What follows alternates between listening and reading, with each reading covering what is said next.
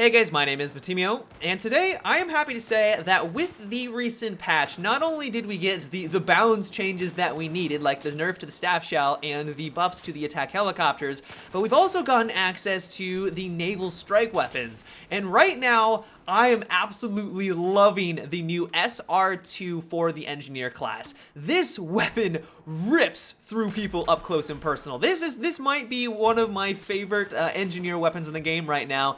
Not because I think it's overpowered by any means. It does have its drawbacks, it does have its weaknesses, but if you're able to take advantage of its strengths, which we'll get to here in a second, it is an amazing personal defense weapon for the engineer class. And so the first thing that you need to understand about this weapon is that it hits extremely hard. Like, the time to kill on this gun, at least if you were up close and personal, is very, very low. And what I find interesting about it is that it has a very interesting damage model to it. At least according to simthic.com, it's going to do 26 damage shot up close and then drop off to 12.1 at long range. And the reason why I say this is interesting is because most weapons in the game do 25 damage shot up close, but this apparently does 26. That doesn't really give you any inherent advantage over anyone on the battlefield. It may give you a slight advantage in medium range engagements, but for the most part, it does like the standard damage model, like if you were using a normal assault rifle. But where it really excels is that it has a very fast rounds per minute. It has an RPM of 900. And so if you're able to take advantage of that 900 rounds per minute and you are right next to your enemy, they're almost going to drop instantaneously. Like, that is where the power of this weapon really is.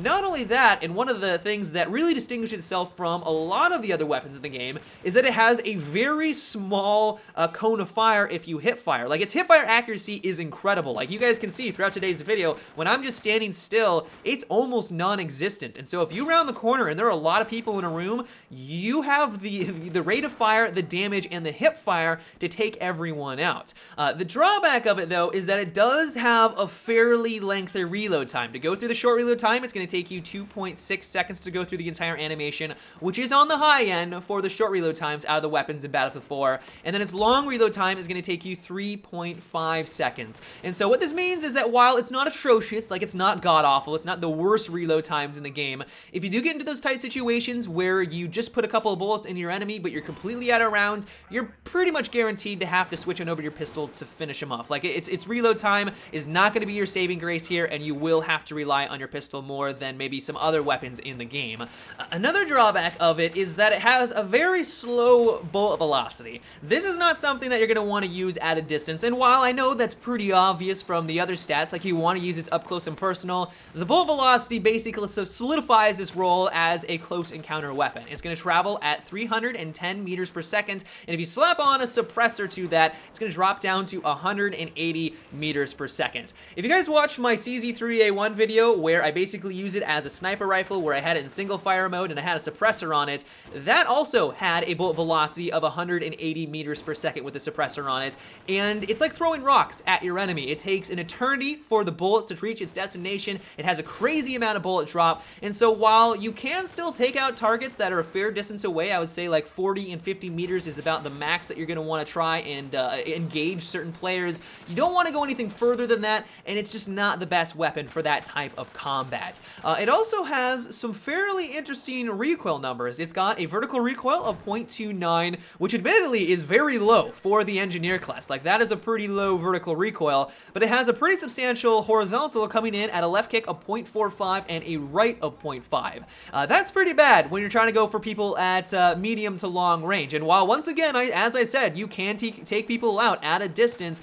it's gonna struggle a little bit, not only because of its slower bullet velocity and its low damage model the further out they go, but also because of this pretty substantial horizontal recoil. And so when you are using the SR-2, I highly recommend playing on close encounter maps. So I was having a lot of success on Operation Locker, on Operation Metro, playing a lot of team deathmatch, playing a lot of domination. Those are the game modes and the maps that you're gonna wanna stick to, because if you play on something like Gold Mud Railways or these really large, expansive maps, you're gonna have a harder time winning a lot of firefights. You can still do well, don't get me wrong. Like if you're playing on Gold Mud Railways and you're in a tank, you can still do well with the SR-2, because if some engineer or a recon is coming up to try to C4 you, you're gonna have the firepower to take them out as you jump out of your tank. But if you want to run around just as an infantry unit, I would avoid those larger maps.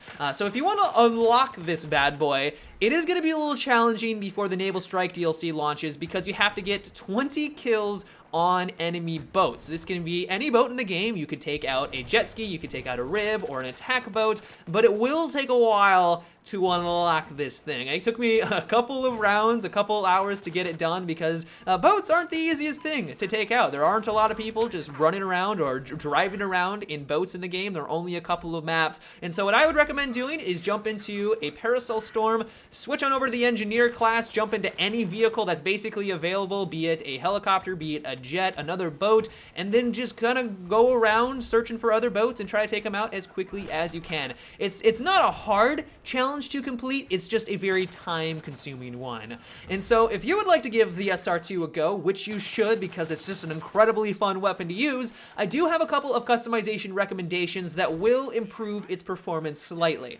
The first and second slot are basically a no-brainer. You're going to want to use the red dot sight and the laser sight. The laser sight is going to decrease your cone of fire or increase your hip fire accuracy, and the red dot sights are perfect for a close encounter weapon like this. You can try out the iron sights. I didn't think that they were the worst in the game, but when you really want to be competitive, you're always going to want to choose one of the RDS. As for the barrel attachments though, I would say that this is going to have to go to the compensator. Because it does have such a crazy amount of horizontal recoil, if you want to take people out at medium distance, the compensator is pretty much your go-to attachment for that type of combat. It's not necessarily going to make it a long-range weapon by any means. Like, it's still going to struggle at a distance, but having that reduced horizontal recoil is going to be nice, even for close encounter combat. Like, it's basically just the best attachment for this slot. But if you want to play more of the stealthy role, you want to play the silent assassin type of play style, then I would highly recommend you slap on the suppressor. If you're playing on domination or team deathmatch, or if you're playing on a game mode that doesn't have a commander up in the sky constantly spamming the UAV, then the suppressor can be simply amazing. If you're able to flank your enemy, you're able to catch them by surprise and take advantage of its strengths and avoid its weaknesses, you can destroy the enemy team even before they realize you're there. Like, this weapon is so much fun to use. And then for the underbarrel attachments, I'm sorry to say that it only gives you one option, which is the ergo grip. You can't select through any of the others, but honestly, that's okay, because the ergo grip is perfect for this. It's going to increase your hipfire accuracy and also increase your accuracy while you are on the move.